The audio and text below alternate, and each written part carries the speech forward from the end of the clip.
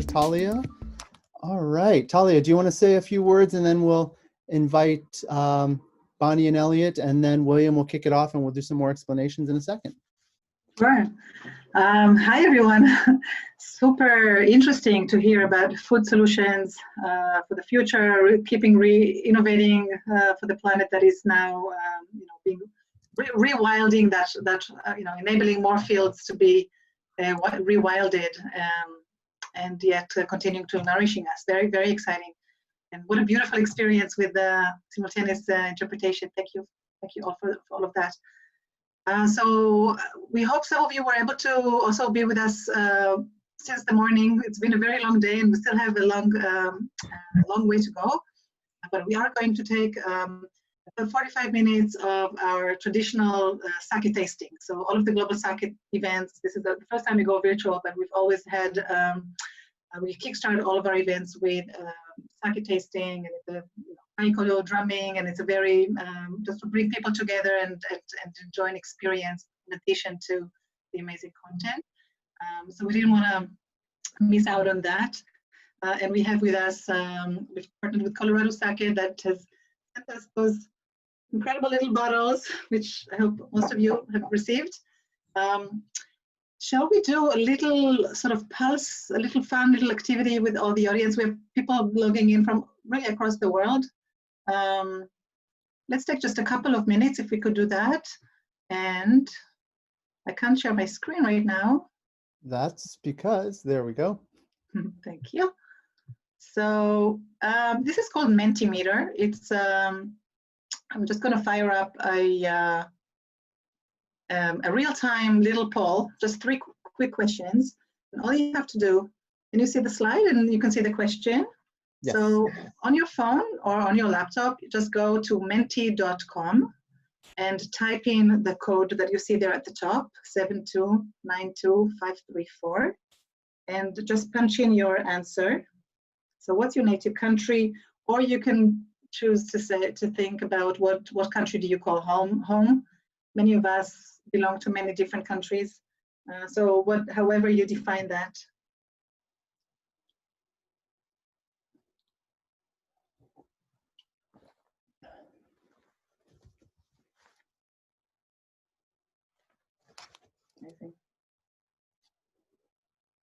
Wow, it's quite international already. I'm very impressed.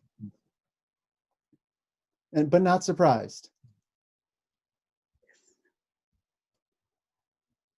Interesting. So we still have folks from wow, folks from Europe that probably maybe are in different time zones right now to have been joining us. Incredible. Okay. All right. A fun fact that's not on your LinkedIn profile. An interest, a crazy thing you've done. This is all anonymous, so we're not going to track you down.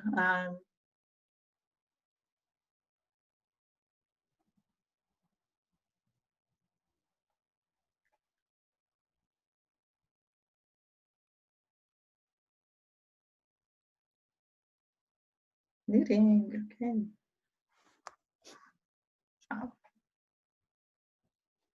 Oh.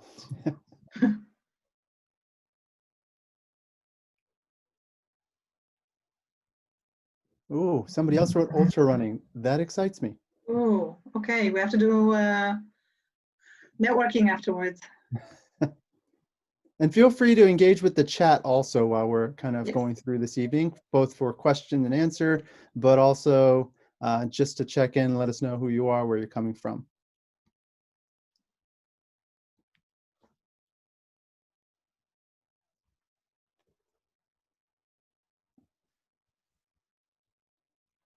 Five siblings, like ski fanatics, swim. I'm into swimming.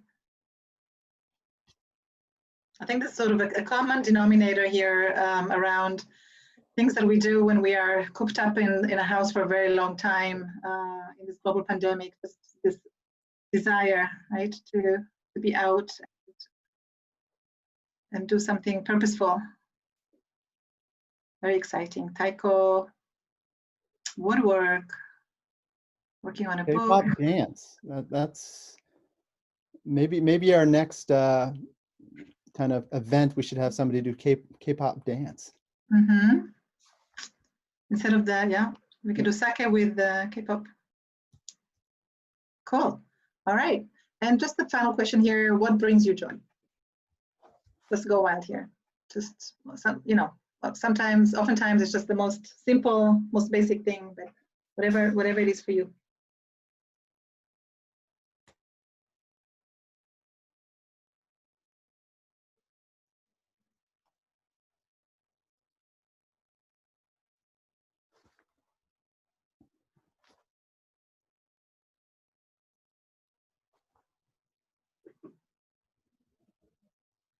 Days, ocean, big hug, learning,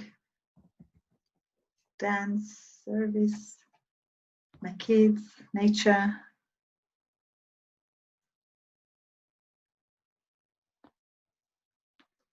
Nice that we have the food theme in the center there, so it's so nice and solid. Mm-hmm. Happy people, dogs. Cool, new flavors. We'll experience new flavors very soon. Sleep. We haven't gotten much sleep lately. Hiking. Food looks like it's the winner. Yeah. All right. Awesome. All right. Thank you all so much. All right. That was a good, nice little icebreaker. Thanks for running through that for us, Talia.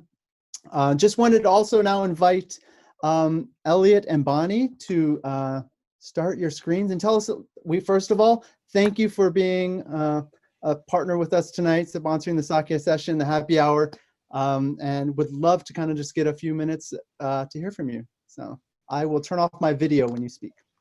Great. Well, John and Talia, thank you so much for inviting us to join and sponsor the sake tasting. My name is Bonnie Lau, and this is my colleague, Elliot Adelson. And we are partners at the global law firm of Morrison and Foerster. We go by MoFo. We're delighted to take part in this fascinating discussion about the future of food. So thanks so much to both Misako, Bjorn, and all of our distinguished Japanese entrepreneurs for the updates on food innovations coming out of Japan. And we're really looking forward to the next few panels on the future of food and redesigning sugar. So I just wanted to take a minute. I know I'm standing between you and a delightful glass of sake, so I won't take very long, but wanted to share some of the interesting work that MoFo is doing with our food and agriculture clients. So MoFo is at the forefront of many of the trends that are driving food and agribusiness right now. And so we have very broad experience, including with crop science, seed production and distribution, and agriculture technology. We also help our clients with all phases of food production, distribution, and certification, including organics, natural, and some of the plant-based alternatives that we just saw highlighted. We also do a lot of work on sustainability around biofuel, aquaculture, vertical farming, yield improvements, and emission reductions. And we're very proud because MoFo sits at the intersection of the law in tech, life sciences, and agriculture. So we have market-leading practices in IP and patent prosecution, fund formation, mergers and acquisitions, litigation, and regulatory issues such as FDA and product liability. And so we're very proud to partner with many of our clients on how to invest or build impactful, profitable, and sustainable companies that are at the cutting edge of food innovation. Let me turn it over to Elliot now to talk briefly about MoFo's global capabilities and presence in Japan. Thanks, Bonnie, and thanks everybody for letting us speak here tonight. It's an honor to speak with you. And you may be wondering why a US-based law firm would be sponsoring a sake tasting to an international audience. And there's really a simple answer, and that is because we can't go to Japan right now. We're always looking for opportunities to drink great sake. So appreciate this opportunity. No, actually, there are a couple reasons, aside from what Bonnie just mentioned, why MoFo or Morrison and Foerster wanted to sponsor this. And one of them is that we have a huge presence in Japan, as Bonnie just mentioned. MoFo was one of the first international law firms that was certified to practice law in Japan. We opened our office in Tokyo in 1987. Since then, we've grown to over 100 lawyers in our Tokyo office, over half of which are US and EU based or EU trained lawyers, and over 50 bengoshi, so Japanese certified lawyers that are licensed to practice in Japan. So we both do both international and domestic work in Japan. If our this amazed me when I joined MoFo, that if you looked at our office in Tokyo as a standalone law firm, our office would be the 7th largest law firm in all of Japan. And that's just one of our offices around the world. The folks that are in our Tokyo office focus on all kinds of work, both domestic and international. Like I said, they do mergers and acquisitions, IP, real estate, capital markets, litigation, and a lot of antitrust or competition work, which is also a reason why Bonnie and I wanted to talk to you, because Bonnie and I do mostly competition and antitrust work and international investigations and government investigations. And a good portion of our work is based out of Japan and for Japanese companies. Among our largest clients are Hitachi, Panasonic, Kobe Steel, SoftBank, Sapporo, Matsuo, Murata. We do lots of work for lots of Japanese companies here in the US when those companies have issues here in the US. Excuse me. In normal times, Bonnie and I travel to Japan many times a year. I got one trip in this year before everything was shut down. Unlike most years, we've had very little exposure there. But when things return to normal, Bonnie and I would be happy to meet any of you in Japan to enjoy a nice glass of sake.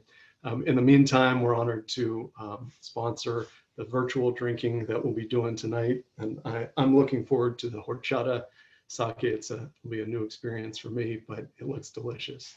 So thank you, everybody. Awesome. Thank you very much, Elliot and Bonnie.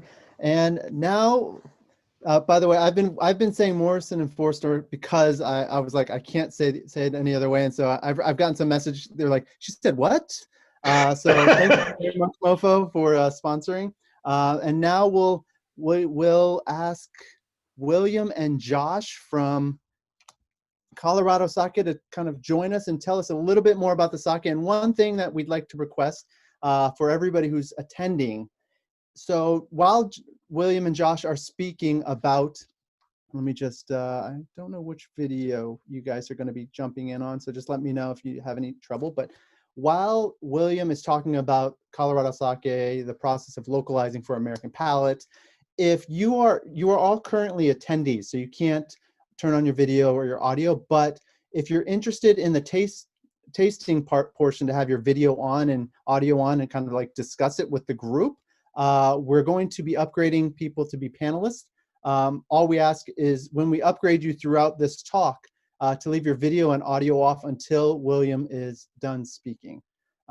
So that's one of the really cool things. We are going to have kind of more of an engaging conversation, but that'll be once William has kind of told the story, done his presentation, but you will be a panelist. So the view may change a little bit. So let me see, William and Josh, where are you guys? Let me see which one. So please wave your hand if you would like to be upgraded to panelist and turn your video on after William's presentation. Yes, between chat and Q&A. Or we already have some people raising their hands, so that's a good sign. All right, one sec. I'm trying to see. Let's see, Josh.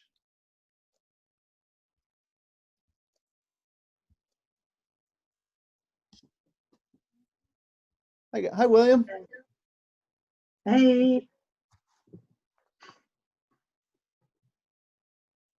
We can't hear you quite yet. You look like you have a really great setup, though. I'll be honest, I'm a little nervous about moderating the panel after this. So I got to make sure I don't finish all 3 bottles.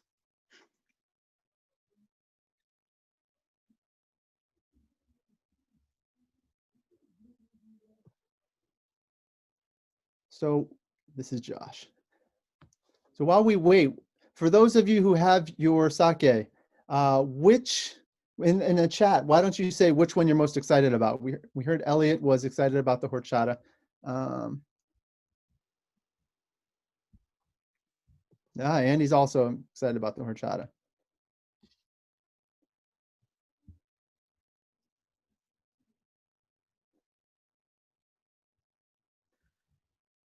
I think there's a theme here, and I'm not surprised, I'll be honest. The hibiscus, there's one. Horchata definitely seems to be the choice.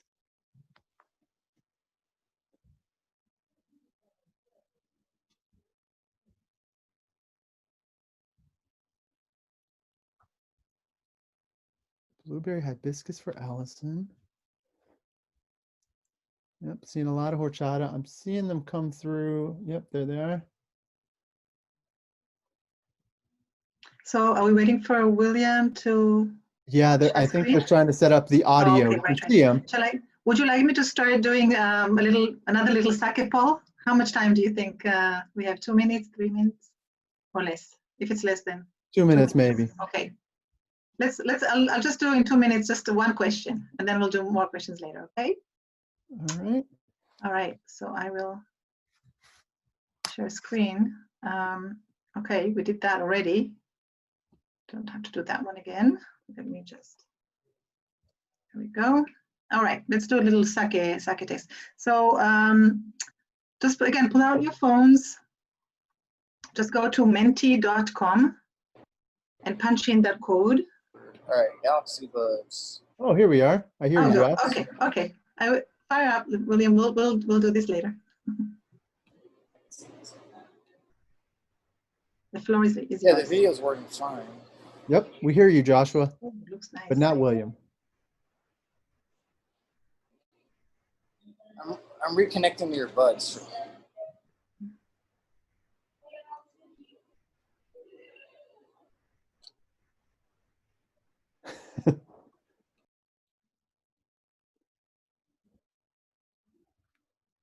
All right, let's check and see. Is this your first official sake tasting? Can you guys drag that, punch in that code and then put in your reply? We'll see it in real time as we are setting up here. There we go. Submit. Oh, it's been a while since my last sake tasting. Okay, that's so far the winner. Do we have? We have a tie with yes. Not quite. Can you hear me? Yes, we can. All right, perfect. All right. Sorry about that. No worries. We're going to turn it over to you, Josh or William, and I'm going to mute myself and turn off my video for now. Perfect. Thanks for having us. Appreciate it.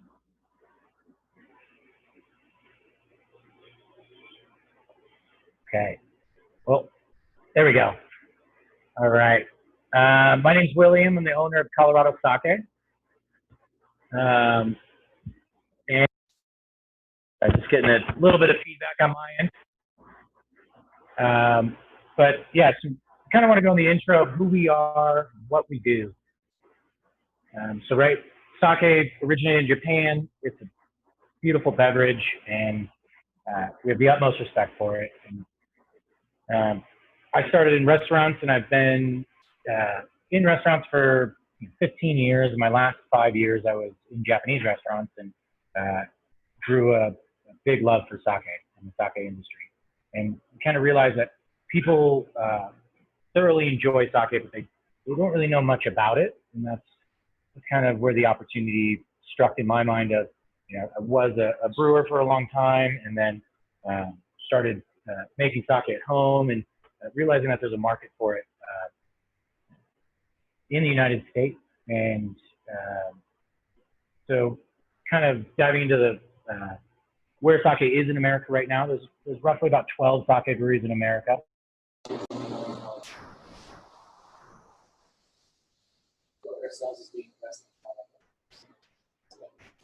Allows us to create one. Right now, there isn't really that. The sound's a little off, Josh and William.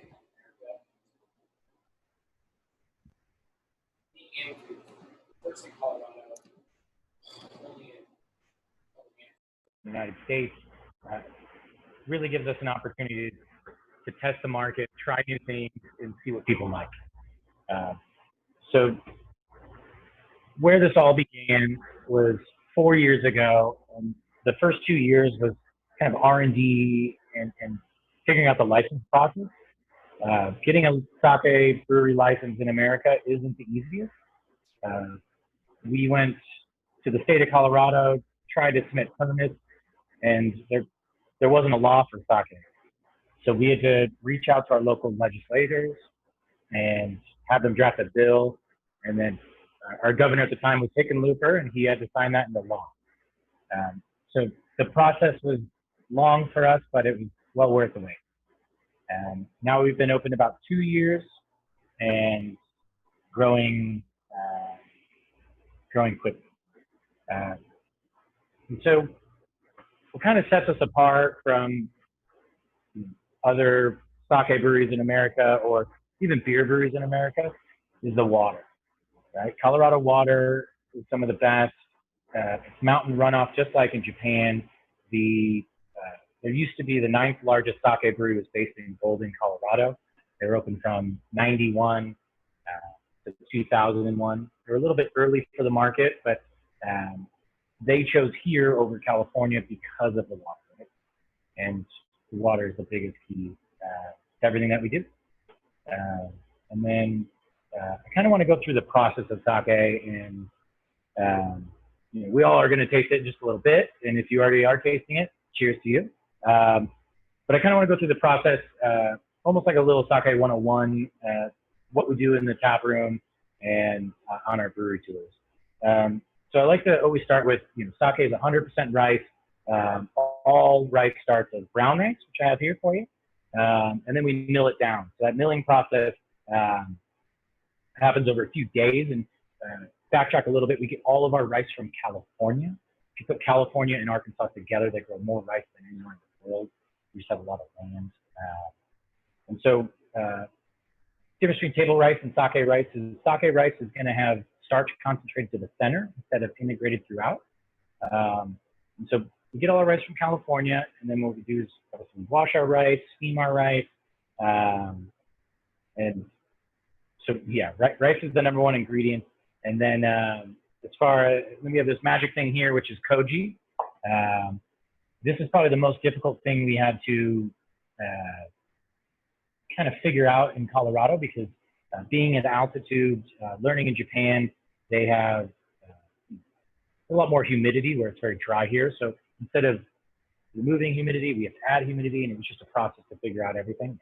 And then, so Josh is going to play a couple videos as I'm just chatting through this. Koji is what breaks down our rice and creates sugar, and then the yeast eats the sugar. So koji is pretty key. It's the same. It's a mold spore that we grow on rice. Same thing that you would have for miso or soy sauce. It's good mold. This mold is high in glutamase. Glutamase is the G in MSG. It is what is going to make your mouth salivate when you drink the American Standard. And so as we're going through this video right here, this is just us doing the process of making koji. It's very labor intensive, but it's the key to making great sake. Another thing we always like to touch on is, we have a couple more videos that we'll play for you, but so sake is, if you've had beer before, beer is, you have your mash, and then you have your sugar water, the yeast eats the sugar water. Difference for us is our mash is in a tank for 4 weeks straight. So adjusting temperatures every day, testing the temperature, or testing the alcohol content. Every batch is different when we're making sake. So big difference between us and Japanese sake is we ferment to about 15.5%, 16%, and then we press our sake. So it'll have a little bit more body to it, not nearly as dry. In Japan, a lot of the times they ferment to about 20% alcohol and then water it down to 16. So a lot of people think we're a distillery because they've had Japanese sake and it's extremely dry. So this one shouldn't be on the dry side. You should get some higher acidity notes and some tangerine. And then I know this whole process is about, sorry, let me backtrack a little bit. So next process we have is after that 4 weeks, we press our sake. And when we press our sake, we're basically just trying to get the liquid out of the rice. So it all goes into this press, which is quite large, and we squeeze all that rice for about a day, and then what's left over is sake kasu, which you can see in the video now. Most breweries with their spent grain, they take it to farms and let the cows eat it. Our spent grain is 15% alcohol, so we can't do that. But what we do is we take it over to a distillery right down the road from us, and we make shochu. Shochu's great, right? There's only 3 people in the United States crafting shochu. In reference for people that are watching this in America, there's 3 times more shochu made in Japan than all tequila made in Mexico. So it is a very high-produced beverage and very good. And then another thing that sets us apart, because we talked about the American standard, is some of the infusions that you'll have tonight. So we have our horchata, blueberry hibiscus, and this is something unique to sake breweries in America, where in Japan, you're not allowed to infuse sake and still call it sake by law, so they have to call it a liqueur. But since there's only 10 of us in the United States, we can call it whatever we want. And so Josh showing you a video of just kind of how we do this process. We do it during the secondary fermentation. And this is where it kind of falls into everything that people have talked about before, is like localizing the product, right? So our whole goal is to localize sake by having a tasting room, by doing brewery tours, and creating infusions, right? So people have had sake before, and maybe they've had hot sake and not enjoyed it, but bringing in infusions can get people back into sake and really start promoting it in the United States, right? That's the goal. I mean, ultimate goal is for you to drink our sake, but if you go out and buy sake, that's kind of where we want to get people to come, right? So when we get people in the tasting room, we always like to explain the process and explain how to read a bottle, because that's something unique to us, is we remove the Japanese verbiage from the bottle. So our American standard is technically a Junmai Ginjo. Junmai just translates to pure rice in Japanese. And if a sake bottle does not say Junmai on it, it has added alcohol, like a vodka or rum to it.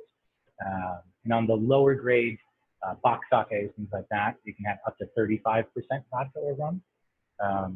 So I always recommend sticking with Junmai, because you know you're going to get pure rice in there. And then Ginjo just means that we polish the rice to 50%. So if you're at a restaurant, if you see Junmai Ginjo, you're going to be in that premium category. Next category we have is Junmai Daiginjo. We released that 2 weeks in the tasting room, but that's polishing the rice to 50% or less. So you're just getting closer to the center, closer to the starch. And then I kind of like to talk about where the market's going and what we envision sake being in the next 5 to 10 years. And sake in Japan is kind of a dying industry. They went 10 years ago, they had 2,400 sake breweries to now they have roughly 900. Reason for that is the youth is not as into sake as the adults are. They kind of call it the old man's beverage. And that's where we partnered with our sister brewery in just outside of Matsuyama.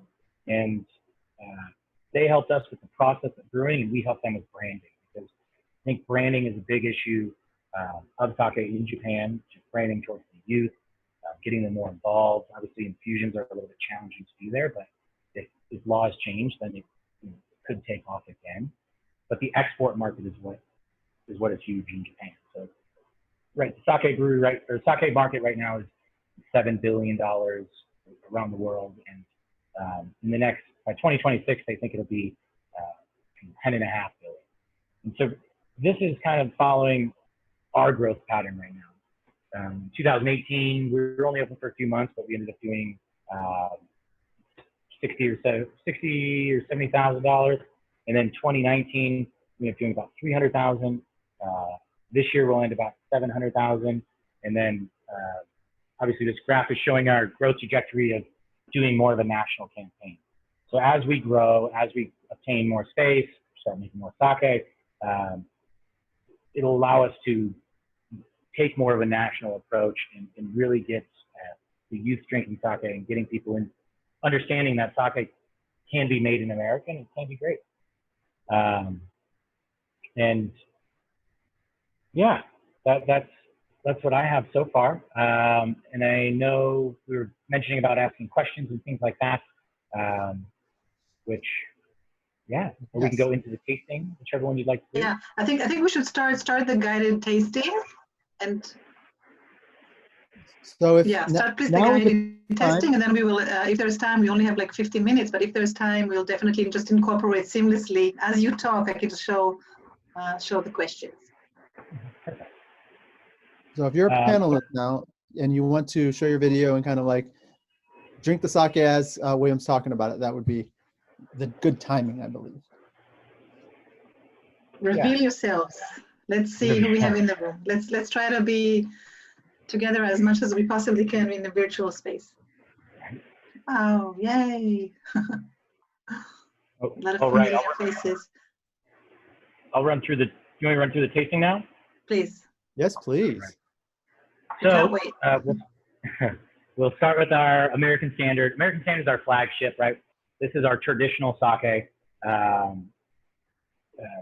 Yeah, so this, like I said, it's a Junmai Ginjo. What we ship to everybody is Nama sake. So Nama just means unpasteurized. What we do before we send it out to you, though, is we'll drop the yeast out of it, but it still is lively, right? You still have koji enzymes, still pretty active. Now, when you're sipping sake, obviously, you kind of want to drink it like a wine. In our American Standard, we brew with a higher acidity so that it can pair up with steaks, pizza, things like that. And that's kind of where we're trying to get the direction of sake, because people have this idea that it should just be with sushi, and that's not the case. So as we taste this, think about some tangerine notes. And if anyone has questions or any other notes that they have, please shoot them out.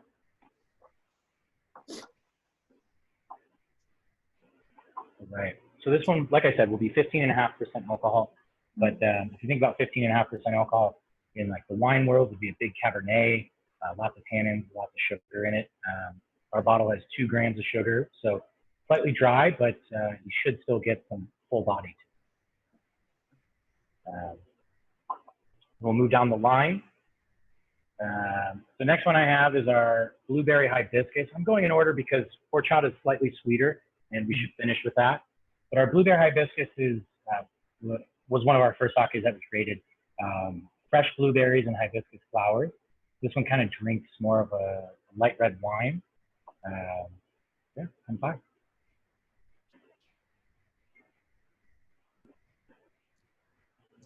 And when you're doing a tasting, like, you know, if we go to a winery, between different glasses, I may have a glass of water or a cracker or something like that to kind of clean the palate.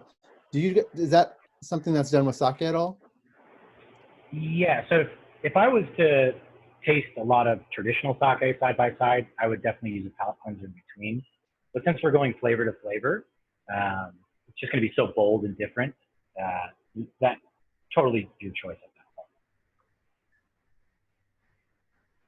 that point. And then one thing what made you pick specifically those flavors? So yeah, blueberry hibiscus. Blueberry hibiscus, I think, is I lived in California for 6 years, and I always loved getting horchata and jamaica. And so I thought jamaica with blueberry puree would just be a good mix. So what we have 12 tap handles, all dedicated to sake up front, and they're all our sake. And so we get to rotate things in and out often. I mean, every week we usually change 2 or 3 flavors. And when we find a winner, then we obviously take it to the market. But that was one of them that was we weren't able to get rid of. So it's kind of a live A/B testing kind of thing, right? Yeah, exactly. And then, yeah, and I love horchata. So the last one I have is horchata, cinnamon, vanilla, and some of the unfermented rice is put back in. And this is where I like to talk about hot sake a little bit. So in Japan, they drink hot sake in the winter, kind of warm your belly. In America, they've realized we like shots, and so we usually do hot sake, and it's usually too hot, so you don't taste the imperfections because it's usually not quality sake. So when you heat sake, which the horchata is great for, cold or hot, you put it on the stove in a water bath, and you heat the water to about 110, 120, and then this becomes your vessel to pour out it. So when we taste this, you should get notes of cinnamon, vanilla. This bottle will have about 4 grams of sugar in it, just from the unfermented rice that's put back in. Kanpai, everyone. Kanpai. So don't put it in the microwave, right? Do not put it in the microwave. I've worked in plenty of Japanese restaurants that put sake in the microwave, and it's not. Yeah, any questions on these 3 as we're going through them? Maybe you said this before, but I noticed that the hibiscus is filtered, the horchata is unfiltered, and it says shake it. That's right? Correct, before yeah. You pour it, right?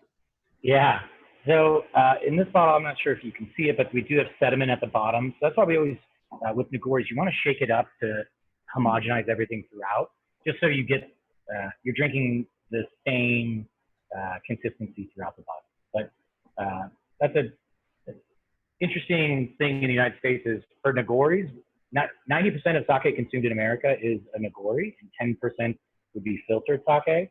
In Japan, it's the opposite. So 90% of sake consumed would be filtered sake, and 10%.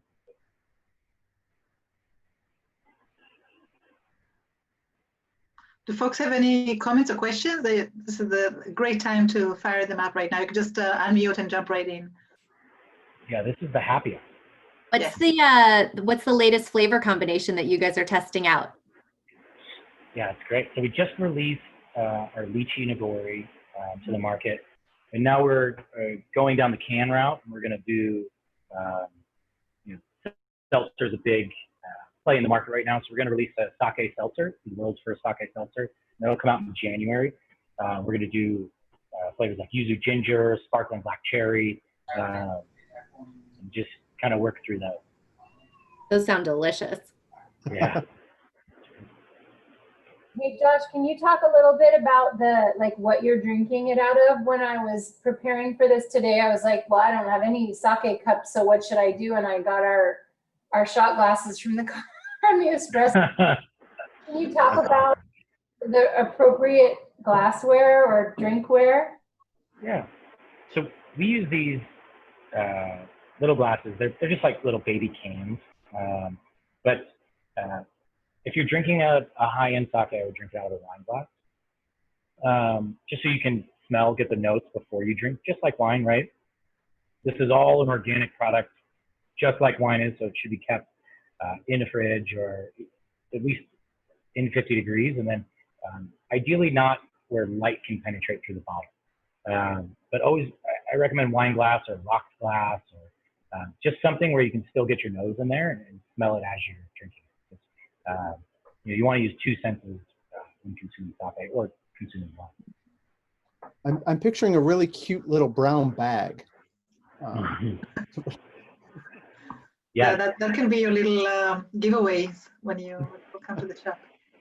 Hey, Josh, I've got a quick question. I went to a sake ceremony. We had a sake ceremony when my office opened in Tokyo years and years ago. And we had a priest come and a big keg of sake and hammers to break open the keg. Have you attended those, and can you tell the audience about them? Yeah, that's a great question. So those ceremonies, same thing with the taiko drummers, is just tradition. Is I opened up the Matsuhisa Nobu restaurant in Colorado, and we had that same ceremony where it's very just much rooted in tradition, and right. Bang is you basically have a wooden vessel, and you break it open, and everybody has a drink to toast and celebrate the future success of whatever the endeavor. Very cool. Yeah. Hi, Joshua. What kind of horchata do you use? So rice? We make, everything is rice-based. We make the horchata from scratch in-house, cinnamon, vanilla, and then we use the unfermented rice. So that's going to give you the cloudiness, but horchata being a rice-based beverage, it just kind of fits perfect in sake. And I imagine most people, I know we shipped a lot of packages out to California, and Horchata is obviously big in California. So one thing I'd like to request is if you have a bottle and you want to show your favorite one, I'm going to take a screenshot because that's important these days. And so I'm going to count, look at the camera, 3, 2, 1. I think something came out. I'll let you guys know later. Thank you very much. Any other questions? I'm curious to know, when you get that picture, what the most common bottle was. I agree. Good market research. I have a feeling it's going to be Horchata based on the chats, but you never know. Maybe some of you finished the Horchata and wanted to actually show something with sake in it to not give yourself away. It's also interesting, like this group, how many of you have been to Japan and had sake in Japan? Maybe, yeah, because I recognize a few of you have for sure. But it'd be interesting to know, you know, like, is there a connection to your sake interest because you've been to Japan or you've had sake in Japan also? And so feel free to comment in the chat. And we see that from your poll, the vast majority, it's been a while, so most of you have already tasted it, but some of you, almost 2% actually have a nightly before bed. So that's a nice anecdote. What aroma do you taste or smell when you try your favorite sake? So whichever that was. If you can, you know, try to think of metaphoric words to describe, because sometimes it's quite abstract. It's just an invoked emotion. And keep talking while this is happening. This is, if you want, you can just go and enter your code in there. Otherwise, just unmute and jump right in with any question. We have about 4 more minutes. So honey, cinnamon.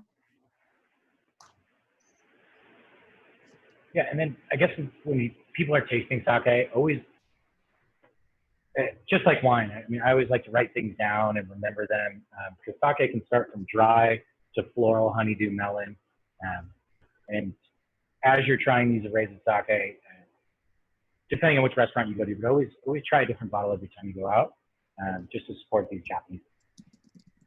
It's interesting to see, since you're in the business of localizing the sake to the local palates, right?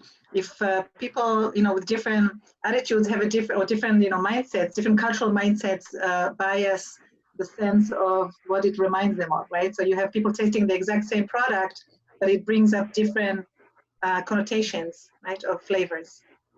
Yeah, it's what we've noticed is in some of our major liquor stores in Colorado, you know, we outsell Japanese sake, and the people that work there usually say it's because of it's intimidating to buy, similar to if you were thinking of like wines from Burgundy, because people don't know their villages of Bourgogne, people don't usually understand the verbiage on a sake bottle, but removing that and trying to localize it to the American palate is key.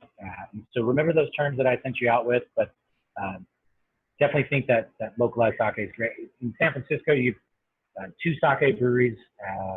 You have Den Sake in Oakland, and then you have Sequoia Sake in San Francisco. So I just recommend just supporting those local sake breweries. Awesome. And it looks like we have a very solid winner here with the Nigori. So can't get rid of it. Awesome. Thank you so much. Yeah, thank you, William and Josh, for having us. For leading us through this, talking to us through the process. We're going to spend the next probably 2 minutes putting most of you back to attendees, and we're really excited for the next round of talks. We have 2 more, one on the future of food, interesting innovations and experiences happening, and then one around a sugar roundtable. So please hold as we put you back in your attendee status.